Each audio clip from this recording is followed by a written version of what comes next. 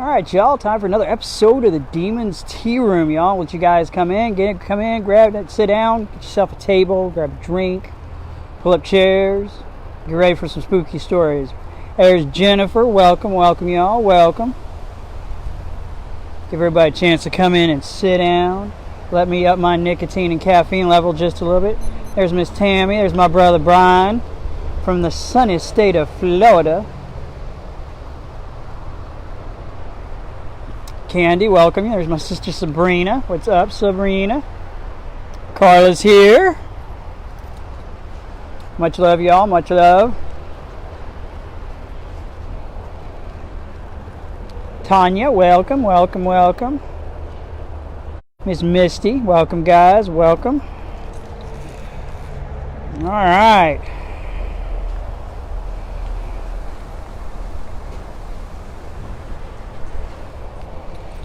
And since we're doing this, the Pacific Rim style, we're going to start the war clock. There we go. Start the war clock.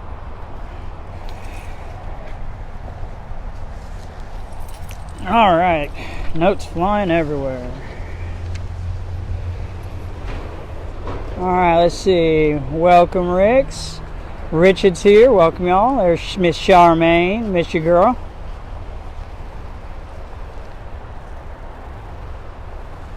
My brother Hewitt. Yeah, I know. Check them out. Evie's doing some stellar work. We're going to do the Demon's Tea Room today, live from the Victory Garden. My sister Tiffany. What's up, Mike? Welcome, y'all. Welcome. That's all right, Carla. Your laptop sounds about like mine. It's why I ended up nicknaming my laptop Skynet. Welcome, Shay. Mark, welcome, y'all. Sedna, there's my other sister. How y'all doing? Bonehead Larry's here. Good to hear about your little one, Larry. I'm very happy about that. Miss Jenna's in.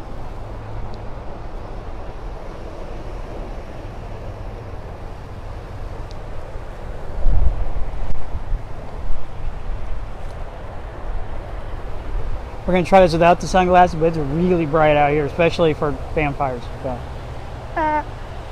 Alright. So today, y'all, we are going to talk about the Petit Theatre. Now, this is one of those stories that I've been jonesing to get my hands on, do some more in-depth research into, because I've actually debated on, keep in mind, as tour guides here in the city, in here right now, you got Sedna and Charmaine. Sometimes you'll see Toast pop in. Of course, Evie's in here sometimes. We can decide what stories we want to do and where we take our tour. We have our allotted timeline, and we have the playbook that they kind of want us to stay with into story-wise. But in the end, it's up to us what stories and what journey we want to take you guys on. So Petit Theatre is one of those stories that has jumped out at me from the first time I ever even got a hint about this story. And I've truly debated on putting it on my tour. And I think once we get through the shit show that we are going through now, I think I'm going to end up putting it on my tour. Especially, like I said, now that I've got a chance to dive into some of the research.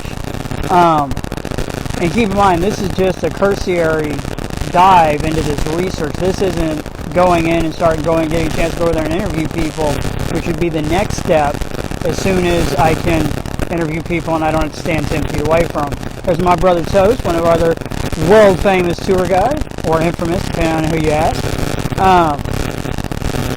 So, Petit Theatre. Now, I am going to work through notes on this one, guys. I want to make sure I get you guys the best information possible. Now, also keep in mind, with Petit, there is a crap ton of paranormal activity that has been reported in the Petit Theatre for years. So, I do have my notes here, so when we get into the ghosts and the hauntings, just so we can keep some of those straight, I apologize. I'm going to read off of my notes. Don't hate me for it. So the La Petit Theatre is over. If you guys want an address when you come here, it is over off of it's off of 1616 St. Peter Street, which is just down from where we line up for our launching every night for our tours. Because we set up right there at right next to Reverend Zombie's Voodoo Shop is where we check everybody in and get ready to sound check. Sound check, sound check, sound check. We're getting static. That's interesting. Test 1, 2. You guys still hearing static?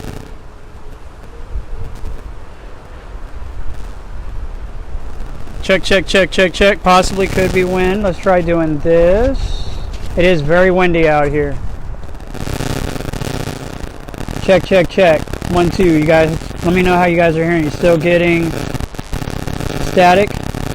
Lots of static. I'll tell you what, we're going to do this. That's weird. I use this all the time. All right, let's try it now. How's that sound? Is that better? Let's get rid of technology. It's the wind noise. Is that better?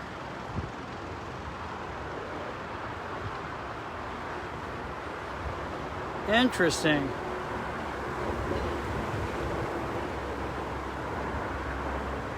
It's better? Alright, we'll go with that. We'll go without the mic. That'll work. We'll work on technical crap later. It is the apocalypse. It's your magnetic personality. Yeah, I don't think so. My brother Josh. Alright, y'all. So, La Petite Theatre is there at 616 St. Peter Street, which is just down from where we launched there at Reverend Zombie's Voodoo Shop. And give you guys what she looks like back in the day. This is around 1900. Here's our high-tech pictures that we use here in the Demon's Tea Room. There she is right there. Alright. So, the original building on that location was built in 1789, 1 year after the first Great Fire. Then, a couple years later in 1794, lots of wind out here today, y'all. 1794, we ended up burning the city again. And the original building that sat there burned. Now, they rebuilt a second building on that site 1 year after the 1794 fire. Now, during the Civil War, that building was occupied by one, used as a barracks for Union troops here in the city. It was also occupied by a gentleman we all love and know as the Beast. The Beast Butler, all right? And he was the Union general who was in charge during occupation of Union troops here in the city during the Civil War. Now, that's going to lead into some of the hauntings we're going to talk about here in just a little bit that have been reported there at the theater. Now, the current theater was turned into a theater in 1916 by the Drawing Room Players. It was a local neighbors group who put the theater together and has been a theater ever since, all the way from 1916. Now, this is where we're going to dig off deep into the notes because there is a lot of paranormal activity that goes on in, wow, that is a front that blew through. It's really nice out here, by the way.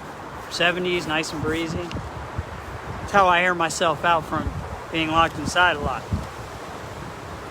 So, one of the reports of paranormal activity in there is in the center courtyard is a wedding that supposedly went tragic for unknown reasons. Somewhere around the turn of the 1900s, probably to 1915, somewhere in there, they believe is when it happened, but they're not sure. They don't have an actual date on it. There was a bride who committed suicide for an unknown reason there in the center courtyard. And people have reported over the years seeing her reflection show up in the fountain there in the center courtyard. Have also reported seeing what looks like, of course, a lady in white off back off over in the corner of the courtyard staring at people. Now, one of the other paranormal reports there in the Le Petit Theatre is a gentleman who was, let me see here, was one of the theater's maintenance workers. Now, this one gets interesting because apparently there was this maintenance worker and he was having an affair with one of the actresses. And in order to get a little privacy, they go up into the catwalks and would get their jiggy on up in the catwalks. Now, story has it that while they were doing their adult activities, she lost her footing, off the side she went, all the way down to the stage, and died naked as a jaybird. Now, interesting point is just a couple days after this happened, he ends up disappearing, leaves town. So there is some schools of thought and some theories out there on was it an accident or was it murder? Nobody knows to this day. But people report all the time being there in the theater and seeing a young woman moving back and forth across the catwalk when there's nobody up there, as well as hearing footsteps up on the catwalk upstairs. Now, there's a former manager who was a manager there at the theater, and those are the two nice ghosts. All right, those are the two nice entities that hunt Le Petit. Now we're going to start to dive off a little bit. There's Ms. Jennifer Johnson, another one of our world-famous tour guides. Welcome, y'all. Welcome. There's Deborah. Welcome, guys. Welcome, Brittany. Now, there's supposedly an ex-manager in there who, again, committed suicide. Now, there's a lot of suicides that happen there in the Le Petit Theatre, and it's something that I'm going to dive off into more now that, like a bloodhound was smelling blood, I'm going to start doing more research on, because as you look over these, there's a heavy number of suicides in this particular building. So, question would persist, why? Why are we having so much history of suicide activity in this one building? Is it paranormal? Is there other things that are feeding into it? Inquiring minds want to know. Now, this ex-manager committed suicide there in the offices, and a lot of the managers who work there and have worked there for years have reported being in the office and feeling like somebody's staring, very just mad dogging them while they're in the office. Bad enough that they'll back up and out of the offices because they can't handle being stared at like that. They just feel this overwhelming hatred. It's also been known that if you leave something on your desk, say you set your glasses down, you set your wallet or your cell phone down, turn your back, go to do something, turn right back, and it'll disappear. Now, one of the things people have started doing is Caroline, the young lady who committed suicide there, the young bride, is people will say, Caroline, can you please help me find my stuff? People have reported just in a short period right after that, stuff will show back up. So some of the stories inside the Le Petit Theatre is that the spirits are actually interacting with themselves and they don't like each other a whole lot. Now, there is a report of children's spirits inside of Le Petit Theatre. Have not been able to dig up a whole lot of information on the kids. Also keeping in mind, though, in that general area there, around St. Peter's, up and down that road, there was a lot of orphanages here in the city at multiple times throughout our history. So, could these be transient spirits from one of the surrounding buildings who are making themselves known in Le Petit Theatre? It's possible. So, sounds like another case where the Nope team needs to go in and try and get some more information on it. So, those are the main paranormal activity that happens there in the Le Petit Theatre. As I said, the ex-manager there is one of the more aggressive entities. It's also been reported that if you go and sit in the seats, have the lights out, and just kind of pay attention to what's going on in the theater, you get a lot of shadow play and shadow figure movement moving up along on the stage as well as catwalks. A lot of paranormal teams that have gone in there have reported this. So, again, as soon as we get through the shit show that is COVID-19, we'll be doing everything humanly possible to see if we can't sweet talk our way into the Petit Theatre. And of course, we'll be bringing it live to you guys as we do the investigations. Because one of the things I want to do at the Demon's Tea Room is not just here in the casa, is actually get a chance to take you guys out there in the field with us and take you guys on investigations and give you a perspective from our point of view. Now, as far as the hot zone is concerned here in the city of New Orleans, things are status quo is status quo. They have enacted, as I'm sure a lot of you guys have heard, they have now put up and not allowing Louisianans to go into Texas or into Florida across the borders unless they immediately have to go into a 14-day quarantine. National Guard has moved in. As it stands right now, they are just helping out at the hospitals as well as setting up extra beds and that sort of thing. And man, that train is loud. Setting up extra facilities both at the convention center and at a couple other buildings here in town. Is it just me, or does you want to run over with a really big can of WD-40 and go hit their trucks with that WD-40? Usually the trains around here are very relaxing. You enjoy the trains going by. It's just a really relaxing kind of thing until they sound like that.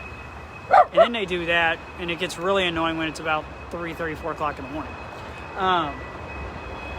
Now, there is some channels out there that are reporting other military units might be moving into the city of New Orleans at some point in time. Haven't got any more on that. When I do, and it is actually confirmed intel, I'll pass that on to you guys. We are still here in the hot zone. The numbers are still going up. Number of deaths are going up. We've lost some city icons here in the city, some of our historical figures. That's going to happen, y'all. Best thing we can do right now is just steel ourselves. And another thing, too, and I've seen a lot of people online bring this up, and I think it's something that we need to remember. If you go and watch the news, the mainstream media, of course, they're going to lock on to the number of confirmed cases and the number of deaths. They want that click factor, that clickbait. They want that. They want those numbers. That's what gets people watching. They don't talk about a whole lot the number of people who have gotten COVID-19, who have come out the other side, and who have survived it and are getting healthy. And that is a number we need to watch. And as we said at the starting of this, when we were starting to go into the lockdown, we need to concentrate on hope. We need to concentrate on love. And in doing that, I think what I'm going to start doing is lightning has just struck my brain, kind of tickled right about here. Instead of doing the number of cases and the number of deaths, which I said I wasn't going to do on my channel, I think I'm going to start trying to hunt down the numbers and bring to you guys the number of cases of those who have survived COVID-19 and who come out the other side. I think I'm going to start doing that. That sounds like a good idea, because love is the key, y'all. Love is the key. Remember to thank those around you in the digital world we're playing in now, for our first responders, for our grocery store workers, our workers at Walmart, all these people, our truck drivers. Send them love. Tell them thank you. Found out yesterday, one of our upstairs neighbors, we got a chance to meet her and talk to her while we were down here setting up the Victory Garden. And here in just a second, I'm going to give you guys just a real quick little tour of the Victory Garden. Come to find out, she came walking out on the porch. She's in scrubs, so of course, the former medic in me was, what medical work do you do? And come to find out, she is a research assistant here in New Orleans, and they are currently researching tests that will test for the antibodies in your system to be able to tell if you've already had COVID-19 and have established antibodies to the disease. So people like that who are on the front lines of this battle, who need to know that we're all out here and we're all standing behind them and that they're not forgotten. So other than that, we're still in lockdown here. Here in just a second, I'm going to show you the lovely Miss Evie, though she's sticking her bottom lip out because she doesn't like being on camera, which means I'm going to do it even more because I can duck and dodge. She throw things at me. You can dodge a plant. You can dodge a ball. But things are pretty much the same here, y'all. It's we're just in lockdown, doing leather work, doing research with for you guys to bring the Demon's Tea Room. And I do heartily thank you guys for allowing me to have the days when I have to take a day off, because you don't really honestly realize how much work goes into one of these live streams until you actually start doing it and you're doing stuff that takes research, because I don't just want to half-ass it for you guys. I want to give you guys good information so you guys continue to come back and visit with me in the Demon's Tea Room and you don't tell me to go myself. So, real quick, before we get done, let me take off our cool, I got this on the cool little gimbal here, and I'm going to see, and I'm going to switch you guys around. There we go. All right, y'all. And I'm going to give you guys just a little bit of a tour of